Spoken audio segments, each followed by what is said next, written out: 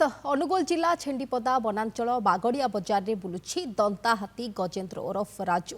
ଏହି ଗଜେନ୍ଦ୍ରକୁ ଗୁଳି ବାଜିଥିଲା। ଅସୁସ୍ଥ ହେବା ପରେ ଛେଣ୍ଡିପଦା ବନାଞ୍ଚଳରେ ଚିକିତ୍ସା କରାଯାଇଥିଲା ଏବଂ ହାତୀର ଗତିବିଧିକୁ ନଜର ରଖିବା ପାଇଁ ରାଜ୍ୟର ପ୍ରଥମ ଥର ଏହି ଦନ୍ତା ହାତୀ ବେକରେ ରେଡିଓ କଲାର ଲଗାଯାଇଥିଲା। ପ୍ରାୟ ଦୀର୍ଘ 1.5 ଘଣ୍ଟା ପରେ ପୁଣି ଥରେ ହାତୀଟି ଏହି ଅଞ୍ଚଳକୁ ଆସିଛି। ହାତୀଟି ଚିକିତ୍ସିତ ହେବା ପରଠୁ ଗାଁ ମୁହାଁ ହେଉଥିବା ବେଳେ ଭୟରେ ଜଙ୍ଗଲ ମଧ୍ୟକୁ ଯାଉନାହିଁ। ବର୍ତ୍ତମାନ ଗାଁରେ ବୁଲୁଥିବା ଦେଖିବାକୁ ମିଳିଛି। ଲୋକେ ଏହାକୁ ଶ୍ରଦ୍ଧାରେ ରାଜୁ ବୋଲି ଡାକୁଛନ୍ତି। ଖୁସିରେ ଧାନ କଦଳୀ ଓ ପରିବା ଖାଇବାକୁ ଦେଉଥିବା ଦେଖିବାକୁ ମିଳିଛି।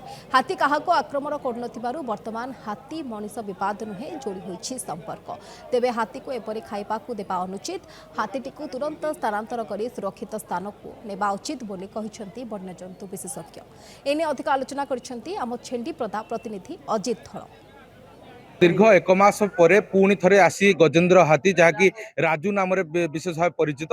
एठी दीर्घ मु कहवाक रखा चाहे जो हाथी अच्छी गजेन्द्र हाथी अच्छी एठी प्राय 2 वर्ष तले गुलीबिद्ध हो एठी को आसला और एठारे ताकू वन विभाग पक्षर चिकित्सा कराइला। मो सहयोग को देखेबी एठारे किपरि भाबे बागड़िया बजार मध्य देकी हाथी बर्तमान बागड़िया बजार अच्छी जो अच्छी खजुरी गछ रही से खजुरी गछ पाखे बर्तमान हाथी रही ए हाथी की बर्तमान लोक देखा नाही नथिबार ନାହିଁ ନଥିବା ଲୋକ ବି ମଧ୍ୟ ଜମା ହେଇଛନ୍ତି ଏବଂ ମୁଁ କହିବି ମୋ ସହଯୋଗୀ କିପରି ଭାବେ ଲୋକ ଏଠି ବର୍ଷା ହଉଥିଲେ ମଧ୍ୟ ଆସିକି ହାତୀକୁ ଦେଖିବା ପାଇଁ ଜଗି ରହିଛନ୍ତି।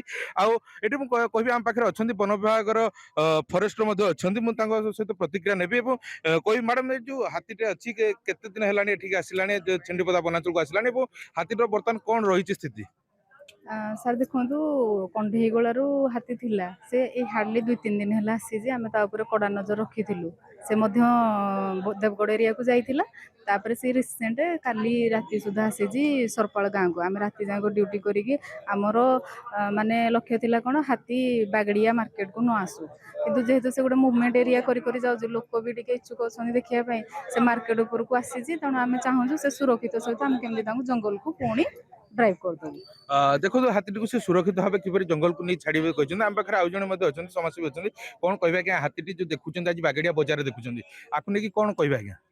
ये गत 2 वर्ष तले आम बागड़िया बामनाड़िया रास्ता पर आम बगीचा पाखक ये हाथी बलविध अवस्था आसीला।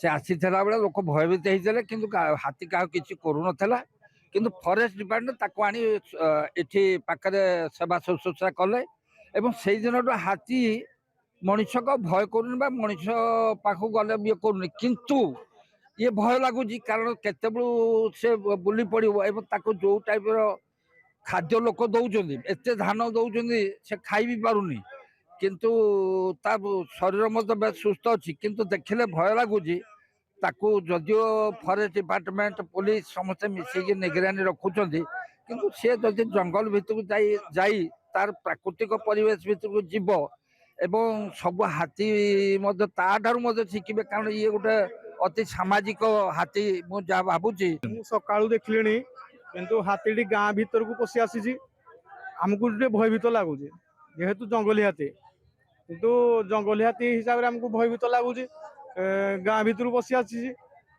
आम प्रति विपद काले थी बोली ये लगुच। छेंडीपदारू अजित धलଙ୍କ रिपोर्ट नंदीघोष टीवी।